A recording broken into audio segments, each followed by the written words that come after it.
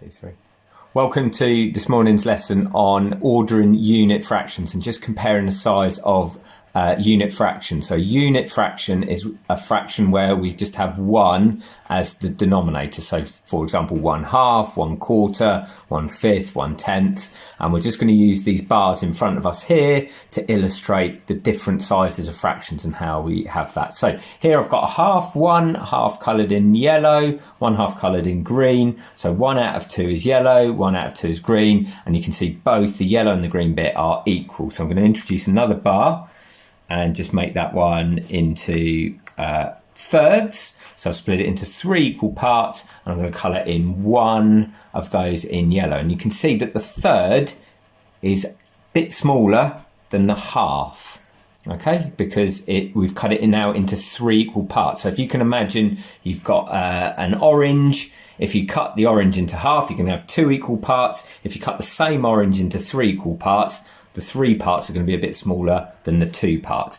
Have another bar where we have quarters, okay, and colour in 1/4 in yellow, and you can see that the quarter is smaller than the third, which is in turn smaller than the half. And you might notice just here 2/4 is the same as a half, but I'll take that off because we're talking about unit fractions. So we've got a quarter is smaller. So every time we make the denominator, the bottom number, bigger, so I'm going to jump up to tenths here. So I've split that into 10 equal parts. The fraction gets smaller. So we can come up with a rule, a statement. In maths, we can say when the numerator is 1, the larger the denominator, the smaller the fraction. So just to repeat that, when the numerator is 1, so when the top number is 1, the larger the denominator, the bottom number, the smaller the fraction. So here the denominator is 2, and we've got a bigger fraction than when it's 3, than when it's 4,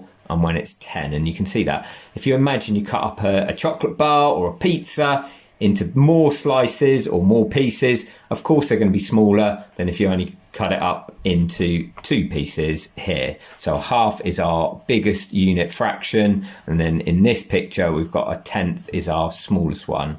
A few minutes later. Fractions part 2. So we're going to, instead of using a fraction rule, this time we're going to use a multiplication square, and this is hopefully to illustrate the importance of knowing your times table facts and how they can help, and how looking at patterns in numbers. So our first fraction, we're going to find some equivalent fractions for 1/4. So I'm just going to write 1/4 there. Okay, excuse the book bad writing, it's quite difficult to draw on the smart notebook, but there's 1/4. So we've got 1 as our denominator, our numerator, sorry, and 4 as our denominator. And now we're going to highlight our different times tables to help us. So 1 is, we're going to start off here. So this is our multiplication square. So we're going to have these highlighted. So if I take that row, like that, and then I'm going to then take the 4 times tables like this. So there's our blue highlighted for 4 times tables, and you can see we've got 1/4, 1/4, 2/8, 3/12, 4/16, 5/20, 6/24, 7/28, 8/32, 9/36, 10/40, and so on. So that's an example for a quarter. Now it's quite easy with unit fractions, so where we just have 1 on the top, but this time we're going to have a look at what to do when you're faced with a different fraction where you haven't got 1 on the top, because then it becomes slightly more tricky. So this time we're going to stick with quarters, but we're going to look at 3/4, quite a common fraction, one we use a lot. So 3 out of 4.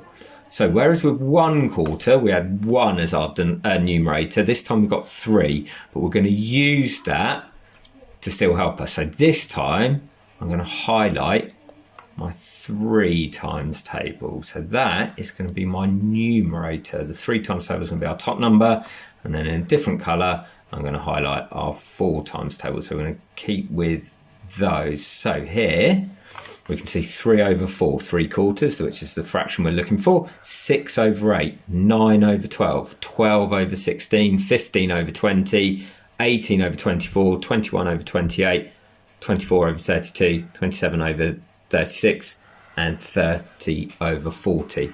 So you can see the numbers on the top go up in the 3s, the numbers in the bottom going up in the 4s.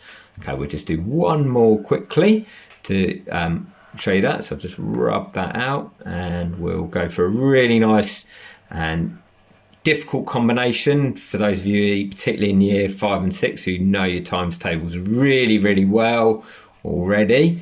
So let's try. This time we'll try 4